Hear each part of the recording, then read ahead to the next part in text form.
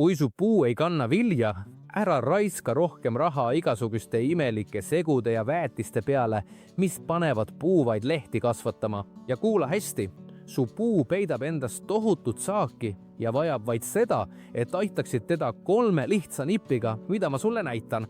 Väga lühikese ajaga näed, kuidas see viljades pakatama hakkab viisil, mida sa pole kunagi varem näinud. Nii et pane tähele esimest. Hästi, asume esimese meetodi juurde. Mine mu puu juurde, seisa selle kõrvale ja vaata üles. Esimene asi, mida pead otsima, on see, mida me maal kutsume vesioksteks ehk vertikaalseteks oksteks. Vaata seda, mis mul siin käes on. Kas näed, kuidas see kasvab täiesti sirgelt taeva poole?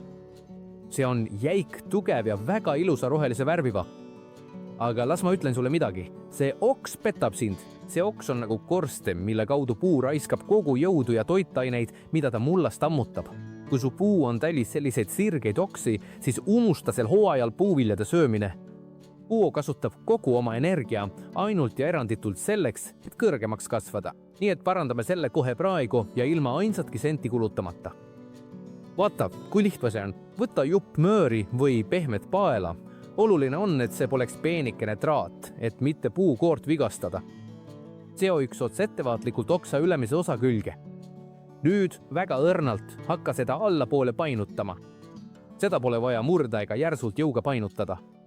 Me lihtsalt tahame muuta selle suunda, et taevasse vaatamise asemel oleks see kaldu, peaaegu horisontaalselt, vaadates maapinna poole. Kui oled selle painutatud asendisse saanud, kinnita nööri teine ots. Võid selle siduda suure kivi külge maas, puidust vaia külge või isegi puu enda jämedama ja madalama oksa külge. Vaata, kuidas see jäärad. Oks ei tõmba enam ülespoole. Nüüd on oks taltsutatud. Ja mida me selle lihtsa liigutusega saavutasime? Noh, sa muutsid just täielikult oma puulatva. Mahal ja puujood on nagu vesi, mis tõuseb torust täie survega. Oksa painutades oled sa sellele kiirusele käsi piduri peale pannud. Jõud ei saa enam ülespoole söösta, seega ei jää tal muud üle, kui jaotuda kõigi oksal olevate pungade vahel. Puu saab aru, et ta ei saa enam kõrgusesse kasvada ja ütleb, noh, nüüd on aeg vilja kanda. Mõne nädala jooksul näed, kuidas igast sellest väikesest sõlmest hakkab uue rohelise puidu asemel meeletult õiekobaraid puhkema. Ja nüüd liigume teise meetodi juurde. See meetod on väga huvitav ja ülilihtne, kuid paljud inimesed ei tea sellest üldse midagi. Paljude viljapuudega juhtub see, et nad muutuvad väga mugavaks. Kui puul on pehme ja kergesti haritav mold, ei viitsita vaeva näha. Kõik, mida ta teeb, on vee ja toitainete ahmimine, et aina kasvada ja ülespoole sirguda. Ta kasvab sul hiiglaslikuks, imeilusaks ja rohelisi lehti täis. Sest kui sa tahad suvel selle all istumiseks head varju, siis on see suurepärane. Aga kui sa tahad hoopis ämbreid puuviljadega täita, siis on puu, mis mõtleb ainult lehtede kasvatamisele, probleemiks, sest see ei anna sulle ühtegi sidrunit ega õuna. Nii et puu turgutamiseks ja vilja kandma sundimiseks kasutame lihtsat spaatlit või käsilabidat. Kuna meil on see potis, siis torkame selle ringikujuliselt ümber poti serva täpselt vastu poti seina. Teed mulda õrna ringikujulise lõike, tüvele liiga lähedale minemata. Niimoodi.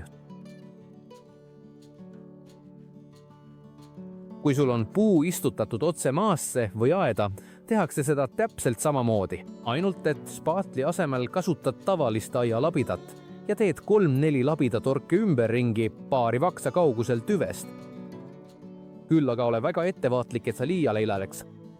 Asi pole selles, et kogu potimuld üles kaevata või juurepall välja võtta ja purustada puud toetavad jämedad juured. Me tahame lihtsalt spaatliga mööda serva käia, et näpistada läbi kõige peenemad juurekesed, mis on päris pealmisel kihil. Paar puhavtõmmet mööda poti serva ja ongi valmis, ilma et teeksime talle mingit kahju. Ja miks see nii lihtne nipp toimib? Sest kui sa lõikad natukene neid pealmisi juurekesi, ehmatad sa sidrunipuud veidi. Taim tunneb juure puudutust ja reageerib kohe. See ajab tal lolluse peast, et ainult lehti kasvatada, pidurdab puidukasvu ja suunab kogu oma jõu õite puhkemisele. Aga pane tähele, kuule hästi, mida ma sulle nüüd ütlen, sest see on kõige tähtsam saladus üldse.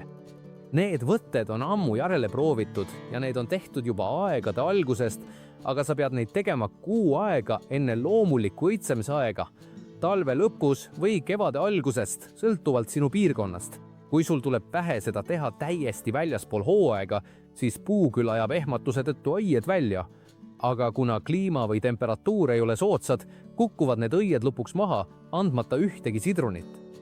Tee seda kuu aega enne õiget aega ja näed, kuidas õied tugevalt külge jäävad ja massiivseks saagiks muutuvad. Ja liigume nüüd 3. ja viimase meetodi juurde. Seda nimetame veepettuseks ja see on üks nutikamaid strateegiaid, mida saad kasutada nii potis kui ka siis, kui puu on aeda istutatud. Vaata, kui me kastame puud harjumusest, kallates talle iga päev ilma eranditeta veenire, tunneb puu end täielikus mugavustsoonis. Tal pole kiiret paljunemise ega viljade kandmisega, sest ta keeleb, et vesi ei saa tal kunagi otsa. Selle meetodiga me lõhume tema rutiini täielikult, et sundida teda reageerima. Ja kuidas me seda teeme? See on imelihtne. Sa katkestad kastmise mõneks päevaks täielikult. Sa jälgid teda iga päev.